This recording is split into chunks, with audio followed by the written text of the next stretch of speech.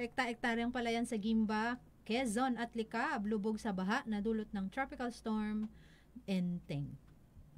Aabot umano sa mahigit 1,000 ektaryang palayan ang lumubog sa baha na dulot ng tropical storm na si Enteng sa mga bayan ng Gimba, Quezon at Licab dito sa Nueva Ecija. Umapaw ang tubig sa ilog na boundary ng Barangay Manaksak Gimba at Barangay Casanova sa Quezon na tumutunton sa Ilog Baliwag at sa Labong River sa bayan ng Licab. Dahil ito sa malakas at tuloy-tuloy na ulan, kaninang madaling araw, pasado alauna, September 3. Ang mga lumubog na tanim ng palay ay hindi na mapapakinabangan, pawang mga sumasapaw na at 2 hanggang 3 linggo na lamang ay aanihin na sana. Kung mayroon mang maisasalba, maswerte na kung makakaani ng nasa 30%, ngunit ang klase ng palay na maaani ay makutim o maitim na at mabilis mabulok. Dito sa Gimba, ang mga bukid sa Sitio Dalaydayan sa Barangay Manaksak sa Gimba ay nagmistulang ilog, habang ang mga palayan at ilang kabahayan sa tabing ilog sa Barangay Casanova sa Quezon ang lumubog sa tubig. May mga bukid din na lumubog sa Barangay Nagpandayan at Agkano. Yan ay batay sa Gimba Licab Irrigators Association. Anito, aabot umano sa mahigit 700 ektaryang lupain o palayan ang apektado. May mga report din na may mga inanod na libu-libong itik na nakapastol sa pagitan ng parehong lugar. Isa sa mga magsasakang apektado sa Barangay Manaksak ang 51 years old na magsasakang siginang Rosalyn Villamar. Lumubog ang may isang ektaryang tanim niya na 402 variety at aniya sumasapaw na ito at aanihin na sana ngayong ikatlong linggo ng Setyembre. Nalanos ang nasa 50 mil niyang puhunan. Aniya kahit humupa na ang tubig, hindi niya alam kung mababawi pa ang gastos. Ipinakita din ni dating konsehal Ponciano Labiano ng Sitio Dalaydayan sa parehong barangay ang lalim ng tubig baha sa kanyang mahigit 1 ektaryang palayan. Anito, sumasapaw na rin ang kanyang palay at hindi niya natitiyak kung ito ay makaka-recover pa. Lumubog din ang kanyang bahay at nasira ang mga gamit dito. Tinatayang mahigit 150 kabahayan naman ang pinasok ng tubig sa Barangay Manaksak. Sa Sitio Dalaydayan po yan at inabot ng halos hanggang dibdib ang baha dito. Habang may mga na-stranded namang residente na kinakailangang i-rescue sa Barangay Casanova sa Quezon. Personal naman tinungo ni Mayor Hersolito Doclito Galapon ang Sitio Dalaydayan at inalam ang mga kailangan ng mga residente dito. Inaalam pa natin ang kabuuang bilang ng mga magsasakang apektado at ang lawak at halaga ng pinsala mula sa mga nakasasakop na ahensya at lokal na pamahalaan. So, hindi ko inaasahan yung Oo, na yan. parang no? Enteng, kasi hindi naman siya talaga intense na bagyo. Signal number... Malalaki yung nilagay kasi sa atin yung signal number 2, di ba? Nag-1 lang tayo. Kahapon. Wala din, di signal number 1. Pagkatapos... Pero heavy rainfall talaga. Ano ba tayo, orange? Orange. Nag-orange tayo. Nag-orange. Ang orange ay, ang ilang millimeter ngayon? 100 to 200 millimeter. Yata. Kasi yung moderate to heavy is 50 to 100. Okay. 50 to 100 millimeter. Tapos bumaba kaninang umaga, parang late last night, ng 0 to 50. Ang aking dyan, parang yung mga lupa, di ba kayayari lang ni Karina at saka ni Daniel. Si Daniel. Si Daniel naman, hindi naman natin naramdaman yung si Daniel Si Karina, malamang saturated na yung lupa ng tubig, Kaya nung dumating ito, may dalang maraming tubig. Ayun, maraming ulan.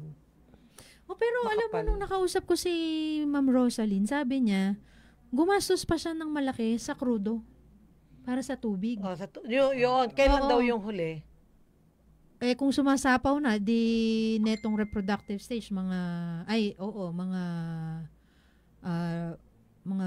siguro mga 2 weeks ago, ganun, or so.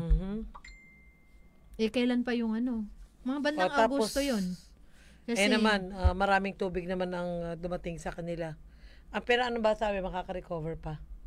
tinanong ko yung mga experts, yung mga talagang nagtatanim. Kasi ang itsura daw ng palay kapag sumasapaw, ay nakaganon yan. Kasi pagka mabigat na, nakaganon, di ba? Nakayuko yan pagka may laman na. Pero ngayon, dahil milking stage, ibig sabihin, may mga ano pa lang, butil na basa yung nasa loob. Oo. Pagka pinasok ng tubig, ala na talaga. Sira kahit na. Yung ano, yung naggagatas-gatas, wala na rin yun. Meron man daw maisasalba doon, talagang sobrang liit na lang, tapos pangit.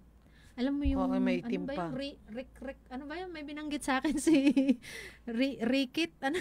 Hindi ko matandaan. Kalimutan ko yung sinabi sa akin ni Consi June. Hindi naman uban. Hindi, iba yung uban eh. Uban, itim yun eh. Diba? Itim na maberde. Ay, puti pala yung uban. Sorry. Kaya nga uban puti. Ano ba yung berde? Ano yun sa baba? Yung sakit din. Kalimutan ko yun.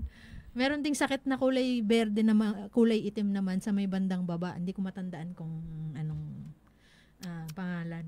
Oo, anyway. Pero pinakamaganda nilang gawin diyan ay i-report nila. Yes, oo. Para maka-avail sila ng insurance. Crop insurance. Posible kasi tinatanong ko pa. Kasi anong ma-avail nila? Ay. Anong ma-i-avail? Ang pula. Oo, naglobat yung aking laptop, sorry. Inon ko yung ano. Anyway, ayan, hindi mo mukha ko. Hindi, usually kailangan, naman ang pag RSBSA, may papel kasi yun eh. May ikot yung PCIC eh. Oo. So parang siguro alamin din natin kung ano Saka lalo na pagkatagulan ganyan, dapat ini-ensure mo meron kang crop insurance. Doon sa amin, yung aming TA technician ay message na yung mga magsasaka sa barangay Paso Inchik. Monitoring na siguro kung merong mga dumapa, kung merong mga lumubog. So, humihingi ng picture. Oo. Ayun, kasama na yon. Pag may picture, humihingi na ng report yun.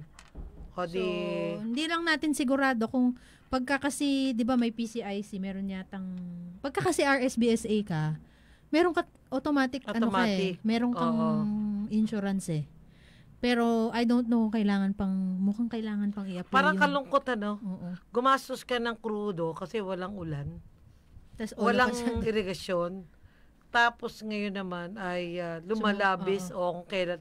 Alam mo yun yung lagi kong pinapangambahan eh. Dahil yung bagyo, ang tipid-tipid ng bagyo nitong simula nung Mayo.